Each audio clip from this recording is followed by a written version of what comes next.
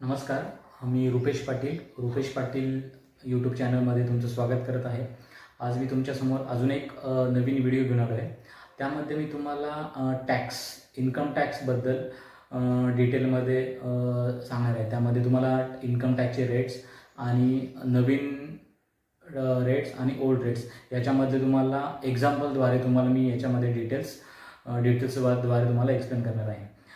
तत्पूर्वी माझे कोणी नवीन मित्र असतील, त्यांनी माझा चॅनल सबस्क्राईब केला नसेल तर प्लीज सबस्क्राईब करा आणि बेल आयकॉन दाबायला विसरू नका, जेणेकरून माझ्या नवीन व्हिडिओचे अपडेट्स तुम्हाला येत राहतील. आजचा आपला विषय आहे इन्कम टॅक्स.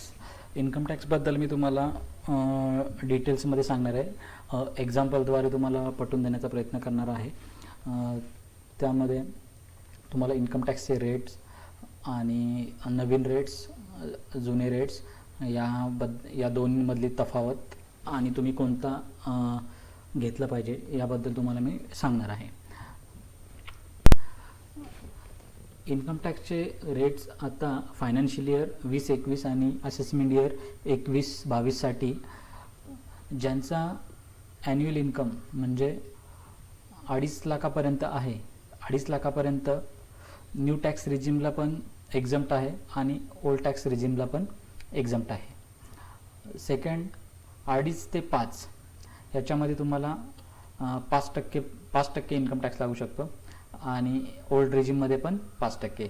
पण इथे एक स्टार मार्क आहे, त्याच्यावरती तुम्हाला खाली नोटमध्ये दिले रिबेट तुम्हाला सेक्शन 87A अंडर इन्कम टॅक्समध्ये तुम्हाला 12,500पर्यंत जो टॅक्स तुमची जी अमाऊंट येते म्हणजे ॲक्च्युअल टॅक्स अमाऊंट ती तुमची वजावट होते. म्हणजे तुम्हाला जर 12,500 रुपये टॅक्स भरायला येत असेल तर तुम्हाला तो इन्कम टॅक्समध्ये तुम्हाला त्याची सूट आहे.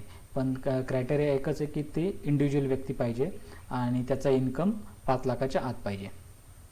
दुसरं आहे 5 ते 7.5. न्यू टॅक्स रेजिममध्ये 10% आहे आणि जुन्याला 20%.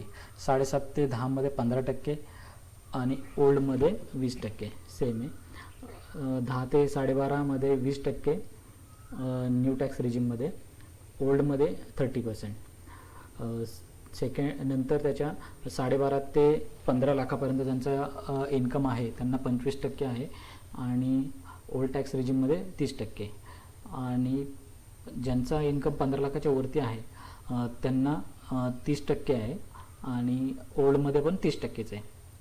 अशा प्रकारे तुम्ही इंडिव्हिज्युअल जे 60 इयर्सच्या आत आहेत त्यांच्यासाठी हा टॅक्स स्लॅब आहे. त्यानंतर income tax slab for senior citizen. म्हणजे सिनियर सिटीजन कोण असू शकतो? जो टॅक्सपेयर 60 वर्ष आणि 80 वर्षाच्या आतमध्ये त्यांचं वय आहे ते सिनियर सिटीजनमध्ये मोडतात. त्यांच्यासाठी ओल्ड टॅक्स रिजिमच आहे. अप टू 3 लाखपर्यंत एक्झम्प्ट आहे आणि 3 ते 5मध्ये 5%, 5 ते 10मध्ये 20% आणि 10 लाखाच्या वरती 30%. नंतर येतं सुपर सिनियर सिटीजन.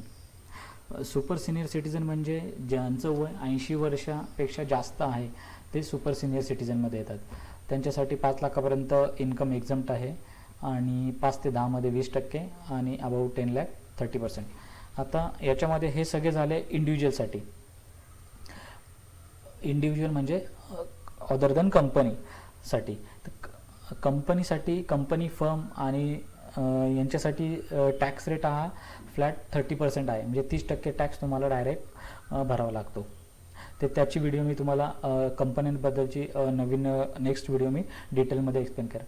आजचा विषय आपला मेन आहे जो ओल्ड टॅक्स रिजिम आणि न्यू टॅक्स रिजिम.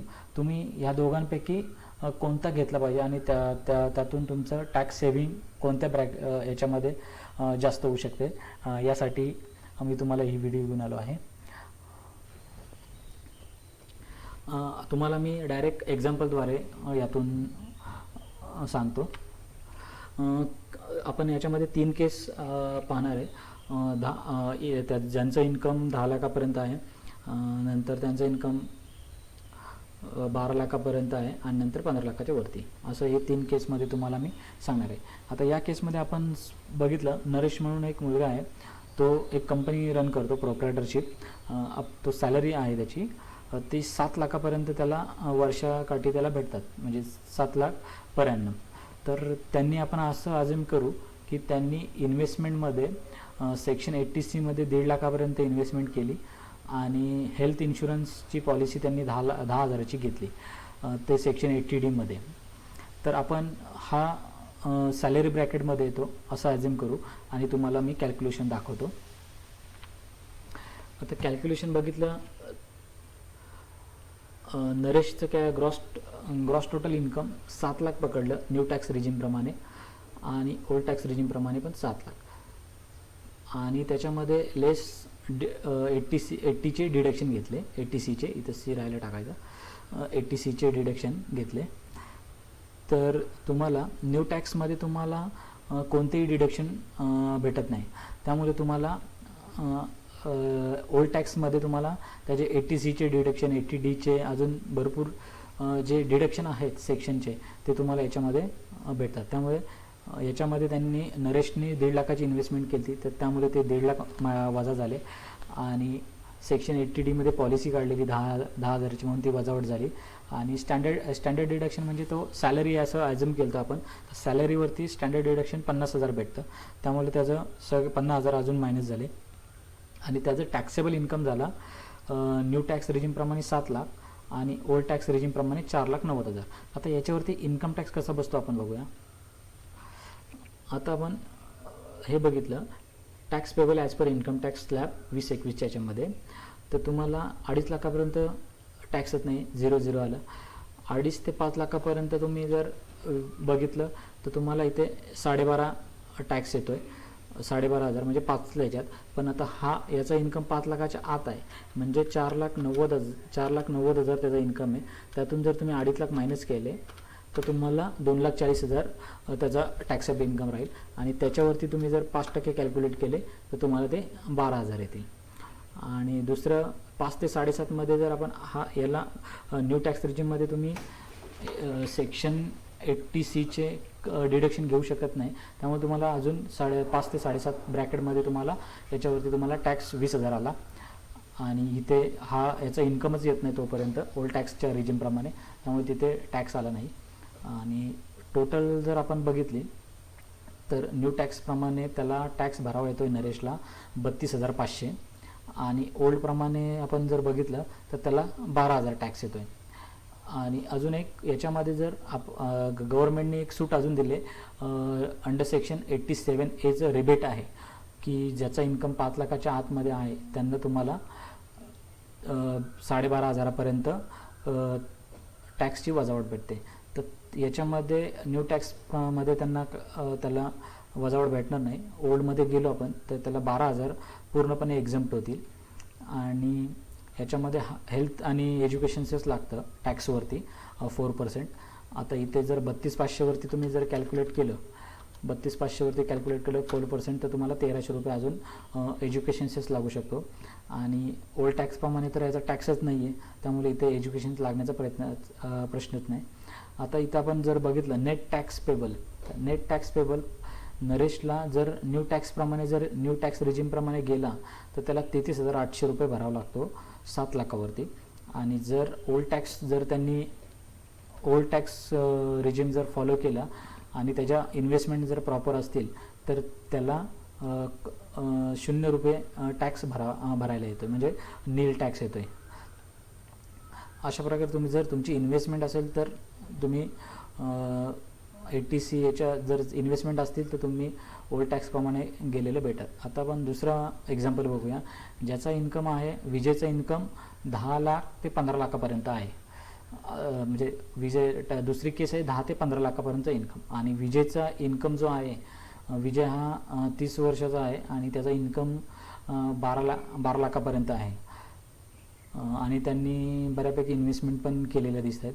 याच्यामध्ये तुम्ही जर विचार केला 80C मध्ये त्यांनी 1.5 लाखाची इन्व्हेस्टमेंट केली आणि अजून 80CCD मध्ये 50,000ची नॅशनल पेन्शन सिस्टममध्ये त्यांनी 50,000 गुंतवलेत. आणि मेडिकल पॉलिसी जी त्यांनी घेतली आहे 20,000ची प्रीमियम घेतला आहे, 80D सेक्शन त्याला सेक्शन 80Dमध्ये त्याला डिडक्शन मिळेल. तर ह्या 12 लाखावरती विजयला किती टॅक्स बसतोय ते आपण कॅल्क्युलेशनद्वारे बघूया. आता बघितलं विजयचा ग्रॉस टोटल इन्कम जो आहे तो 12 लाख न्यू टॅक्स रेजिमप्रमाणे, ओल्ड टॅक्स रेजिमप्रमाणे पण 12 लाख. सेक्शन 80Cचे क्लेम न्यू टॅक्स रेजिमप्रमाणे काही मिळणार नाही, मग त्यामुळे इथे डॅश डॅश डॅश डॅश आहे. आणि जर ओल्ड टॅक्स रेजिममध्ये गेलो आपण तर 1.5 लाखापर्यंत त्याला 80Cची त्यांनी जे इन्व्हेस्टमेंट केले ते मिळालं. आणि ते 80CCD पेन्शन स्कीममध्ये त्यांनी 50,000 टाकले ते त्याला डिडक्शन मिळालं. आणि त्यांनी मेडिकल पॉलिसी घेतलेली त्याला सेक्शन 80Dमध्ये त्याला 20,000 मिळाले. आणि दुसरं स्टँडर्ड डिडक्शन त्याला 50,000 मिळाले. याच्यामध्ये त्याला पूर्ण वजावर जातं त्याचं टॅक्सेबल इन्कम आला विजयचा 9,30,000 रुपये आणि न्यू टॅक्स रेजिमप्रमाणे 12 लाख. आता यावरती आपण इन्कम टॅक्स कसा बसतो आहे ते तुम्हाला दाखवतो. Taxable as per income tax slab 2021 आपण बघूयात. याच्यामध्ये 2.5 लाखापर्यंत 0 2.5 लाखापर्यंत इन्कम एक्झम्प्टच आहे. त्यामध्ये 2.5 ते 5 लाखापर्यंत बघितलं तर दोघांनाही 12,500 टॅक्स बसला आहे. 5 ते 7.5 जर विचार केला तर इथे 25,000 आहे आणि इथे 50,000 आहे. आणि इथे 7.5 ते 10 37,500 आणि इथे 36,000. आता हे 36,000 म्हणजे त्याचा जो 7.5च्या 10 जो आहे त्याचे 1,80,000 राहत होते. 1,80,000 तुम्ही जर 20% कॅल्क्युलेट केले तर तुम्हाला ते 36,000 रुपये इथे दिसतील. तर इथे याचं स्लॅब याचे इन्कम टॅक्सेबल इन्कम कमी संपला इथे. आणि न्यू टॅक्स रेजिमप्रमाणे जर बघेल तर त्याचा पूर्ण जो इन्कम आहे तो पूर्ण टॅक्सेबल होते. याच्यामध्ये 7.5 ते 10 गेला, 10 ते 12 त्याला 40,000 आला, 12 लाख त्याचा इन्कम होता. टोटल टॅक्स बघितला आपण तर त्याला न्यू टॅक्स रेजिमप्रमाणे विजयला 1,15,000 रुपये भरायला येत आहेत आणि ओल्ड टॅक्सप्रमाणे 98,500. आणि त्याच्यावरती एज्युकेशन सेस लागतो 4%, 4,600 लागला इथे न्यू टॅक्स रेजिममध्ये. आणि ओल्ड टॅक्समध्ये 3,940. तर नेट टॅक्सेबल बघितलं तर 1,19,600 न्यू टॅक्स रेजिममध्ये आणि ओल्डमध्ये बघितलं 1,02,440. तर तुम्ही आता बघू शकता की जर त्यांनी ओल्ड टॅक्स रेजिम हे केलं तर त्याला 17,000चा फायदा होऊ शकतो विजयला. अशा प्रकारे मित्रमंडळी विजयनी ओल्ड टॅक्स रेटच फॉलो करावे. आता तिसरा जो आहे तो ज्याचा इन्कम 15 लाखाच्या वरती आहे असा. तर याच्यामध्ये आपण मनीष म्हणून एक्झाम्पल घेतलं आहे. मनीष हा MNC कंपनीमध्ये कामाला आहे असं ॲझ्युम केलं आपण. आणि त्या केसमध्ये त्याला 16 लाख पर ॲन्युम म्हणजे पर वर्षाला 16 लाख रुपये त्याला पगार आहे. अशा केसमध्ये त्यांनी इन्व्हेस्टमेंटची प्लॅनिंग पण बऱ्यापैकी केली आहे. त्यांनी 80Cमध्ये 1.5 लाखाची इन्व्हेस्टमेंट केली आणि याच्यामध्ये 80CCDमध्ये म्हणजे नॅशनल पेन्शन स्कीममध्ये त्यांनी 50,000 गुंतवलेत. आणि हेल्थ इन्शुरन्समध्ये 25,000 रुपये त्यांनी पॉलिसी काढली. आणि त्यांनी एक त्याचं होम लोन चालू आहे. त्याचा होम लोनचा इंटरेस्ट त्याचा 2 लाखापर्यंत आहे असं आपण ॲझ्युम केलं. तर होम लोनचं त्याला डिडक्शन अंडर सेक्शन 24मध्ये त्याला डिडक्शन मिळेल. तर आपण एक्झाम्पलद्वारे कॅल्क्युलेशन बघू आपण. मनीषचं ग्रॉस टोटल इन्कम आपण बघितलं 16 लाख न्यू टॅक्स रेजिमप्रमाणे, ओल्ड टॅक्स रेजिमप्रमाणे पण 16 लाख बघितलं. न्यू टॅक्स रेजिमप्रमाणे तुम्हाला कोणतेही डिडक्शन मिळणार नाहीत. आणि ओल्ड टॅक्स रेजिमप्रमाणे तुम्हाला जेवढे 80Cचे schedule 6 as per income tax law schedule 6चे जेवढे डिडक्शन आहेत ते तुम्हाला त्याचं इन्व्हेस्टमेंट जर केली असेल तर तुम्हाला त्याचा बेनिफिट नक्की मिळेल. याच्यामध्ये 80Cमध्ये तुम्ही जर बघितलं 1.5 लाख त्यांनी इन्व्हेस्टमेंट केली, 1.5 लाख मिळाले, 50,000 पॉलिसी काढलेली हेल्थ इन्शुरन्स 25,000 मिळेल. आणि हे जे आहे ते सेक्शन 24 डिडक्शन म्हणजे जो तुम्ही हाऊसिंग लोन घेता त्याच्यावरती तो तुमचा इंटरेस्ट तुम्ही भरता 2 लाखापर्यंत तुम्हाला गव्हर्नमेंट सेक्शन 24च्या अंडर तुम्हाला डिडक्शन मिळतं. स्टँडर्ड डिडक्शन आहे 50,000 असे सगळे वजावट करता new taxable income new tax रेजिमप्रमाणे 16 लाख येतो आहे त्याचा मनीषचं, आणि ओल्ड टॅक्स रेजिमप्रमाणे त्याचं 11,25,000 येते. तर यावरती इन्कम टॅक्स कसा बसेल हे तुम्हाला मी दाखवतो. Tax payable as per income tax slab 2021 जर आपण बघितला, याच्यामध्ये 2.5 ते अप टू 2.5 लाखपर्यंत निलेच आहे.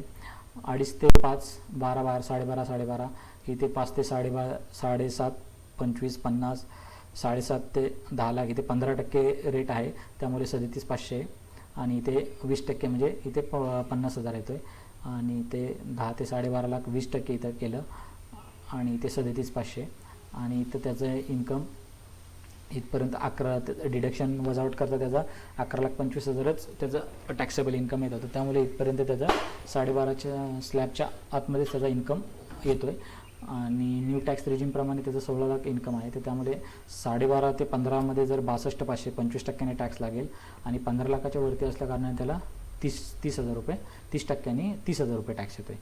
तर टोटल टॅक्स जर त्याचा बघितला आपण, तर त्याच्यामध्ये त्याला मनीषला 2,17,500 भरायला येतो आहे, आणि न्यू टॅक्सप्रमाणे ओल्ड टॅक्सप्रमाणे बघितलं तर त्याचं 1.5 लाखच त्याला टॅक्स येतो आहे. त्याच्यावरती 4% एज्युकेशन सेस लावलं तर नेट टॅक्स पेबल आलं 2,26,200 मनीषला, आणि ओल्ड टॅक्सप्रमाणे गेलं तर 1,56,000, म्हणजे जवळजवळ 70,000चं त्याची सेविंग होऊ शकते टॅक्समध्ये जर त्यांनी ओल्ड टॅक्स फॉलो केला तर. पण याच्यामध्ये ज्यांच्या इन्व्हेस्टमेंट आहेत त्यांनाच याचा बेनिफिट मिळेल. अदरवाईज जर तुमच्या कोणत्याही प्रकारच्या इन्व्हेस्टमेंट नसतील, ATC insurance policy, health insurance policy, housing loan, ATCC पेन्शनमध्ये जर तुमचं कोणत्याही प्रकारचे इन्व्हेस्टमेंट नसेल तर तुम्ही न्यू टॅक्स रेजिमप्रमाणे फॉलो करा. आणि जर तुमच्या बऱ्यापैकीच इन्व्हेस्टमेंट असतील तर तुम्ही ओल्ड टॅक्स रेट फॉलो करा, जेणेकरून तुम्हाला ओल्ड टॅक्स रेटचा तुम्हाला बेनिफिट घेता येईल. अशा प्रकारे तुम्हाला मी दिलेली माहिती कशी वाटली ते पण सांगा, आणि काही तुम्हाला प्रश्न असतील तर कमेंट बॉक्समध्ये नक्की सांगा. धन्यवाद.